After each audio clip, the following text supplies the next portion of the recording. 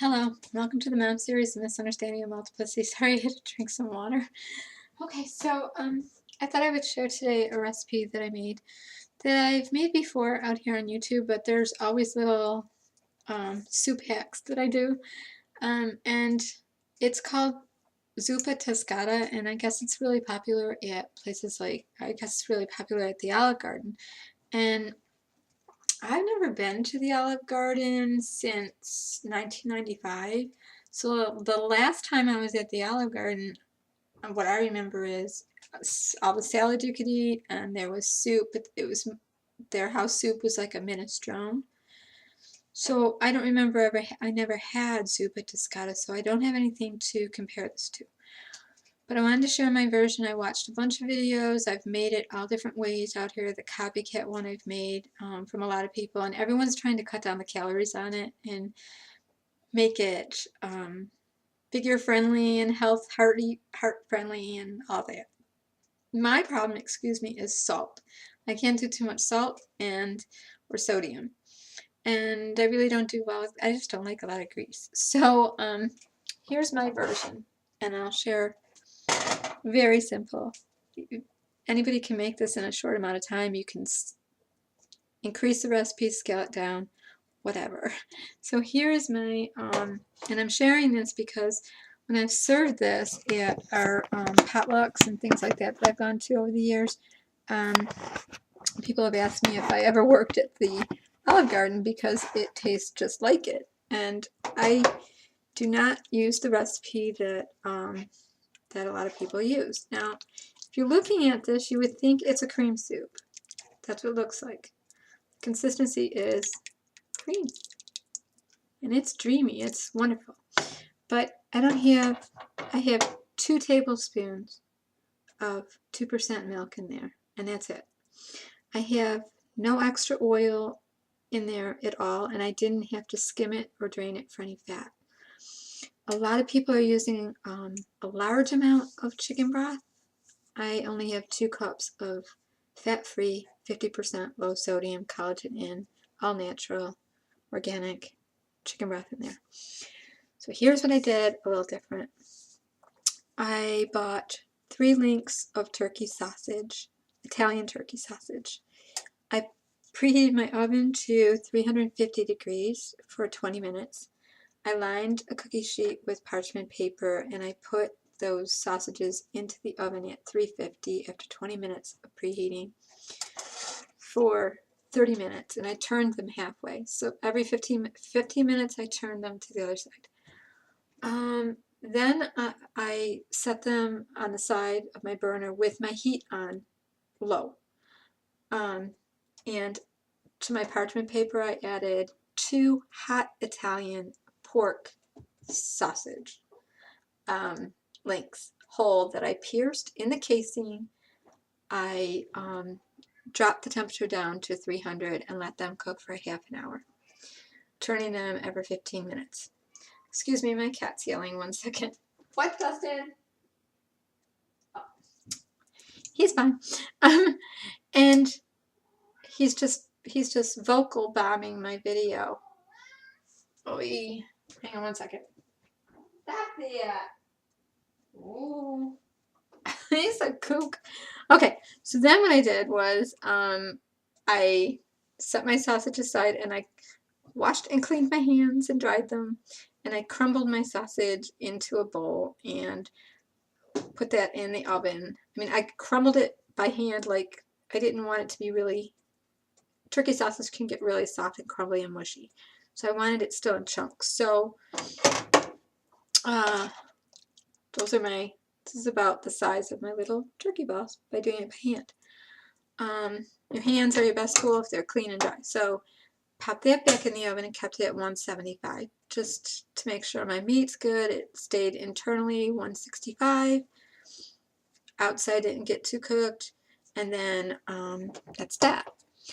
Into this pan I put 1 tablespoon of bacon bits. I don't keep bacon in the house. I don't use bacon a lot, so why buy it? Why be tempted by it? Why, whatever. So what I did was I went over to the store and I got 2 tablespoons worth of bacon bits off their salad bar. which I know they don't use fake bacon bits. I know they use real bacon bits. So I got 2 tablespoons. I used 1 tablespoon in this pan, dry, with no oil.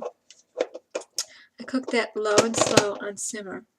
Meanwhile, I took 2 medium regular white potatoes and I put them in a pan and I boiled them over on a burner over here. I scrubbed them, boiled them with the skin on them. Let those boil. I scrubbed. I added to my bacon bits that were cooking here that I got at the off the salad bar. I grated in with my little hand grater that you can get at the dollar store for $1, and these are the best tools around. I grated in 1 large garlic clove, which would be like 2 little garlic cloves. I grated it in. Then I took my a large yellow onion and I grated it by hand into there. Now if you have a food processor or a blender and you want to pulse it up, go for it, but I didn't want to get my gadgets out. If you can chop faster, go for it. I like to chop, but I wanted to grate today. So I grated my onion, I grated my garlic into my bacon bits, and then to that I added a couple of good-sized dashes of crushed red pepper flakes. So far, no salt, no salt. Okay.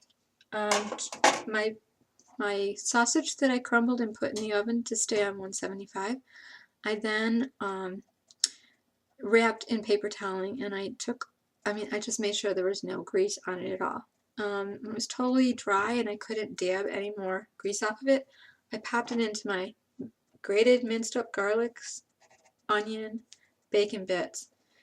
So then I just kept cooking my my sausage and onions and bacon bits and garlic all together. And to that, I know a lot of people are using like 2-3 cans of chicken broth or the stock in the box or whatever. I didn't want to use all that chicken broth, so what I did was I used a can of collagen in, which was 99% fat-free, 50% less sodium. Serving size in that can is 2 cups. I used 2 cups of chicken broth to my sausage, my onion, my garlic, my bacon bits, and my red pepper crushed flakes. No oil. Meanwhile, I cut my 2 russet potatoes in half and then laid them flat and then cut them in quarters again so that they would be like I don't want these to fall apart. Like, I want to find one that, some of mine did fall apart, so I want to find one that I can show you. Like this. So about 1/4 of an inch, all of them are, with the skins on. And I added those to 4 cups of cold water. 4 cups of cold water, 2 cups of chicken broth, 99% fat-free, all natural, organic, and 55% low sodium. So there was 280 grams of sodium in each cup. So about 500 grams of sodium, and that's it. To that, instead of putting half and half heavy cream or whatever people are using, the evaporated milk, I took my 2 potatoes, mashed them up really good with my potato masher, my handheld potato masher, until they were really creamy, and added 2 tablespoons of 2% milk to my, like a tablespoon per potato, and 1 teaspoon of unsalted butter. And I added that into my soup, and that is where the cream texture is coming from. That's it. That's all. Nothing's curdled, nothing's weird, nothing's, because it was in my potatoes. So it's just a beautiful, creamy, with not all that heavy whipping cream, not all that half and half, not all that milk or whatever. That's it. And it's done. And oh, I'm sorry, I forgot to tell you about the they had Curly Organic Kale on sale for $1.99, so I bought one bunch of that, and I rinsed it and soaked it for about an hour. I just kept rinsing, soaking it, and taking the leaves off the stems, and then I chopped it all down to bite size. And then you have your Zuppa Toscana. And I just took from my tablespoon of baking bits, I took a little bit and put it on top, and I guarantee you it will taste just like it. And the only thing I salted was my mashed potato, and I would say the mashed potato that I added in that's giving it the creamy texture without using any cream, without using a whole bunch of cream. And it's fine, it's salty enough, because the turkey sausage has flavor, because it's Italian. The red crushed pepper added flavor to the turkey sausage. And so that's my recipe. I didn't have to add any extra oil. I didn't have to put any oil in this at all. I didn't have to skim it because it didn't make any oil. I see a lot of people with, it looks like there's a big lard of butter on the top of theirs and they're skimming forever. I didn't have to do that. So that's my Zuppa Toscana hack, is mash up a couple potatoes, just a splash of 2% milk or 1% milk, and a teaspoon of butter, and that's it. And then if you want to sprinkle a little bit of your leftover bacon bits on top, you can, but you don't have to. And that's all there is. Okay, so thanks for watching, and I hope you'll try this. The lowest fat version I could find of it, if you could call it that, with sausage and potato in it. Portion size is everything, so for me. So that's my video, and I'll come back and do some videos later when I'm not so techie challenged. Take care. Bye-bye.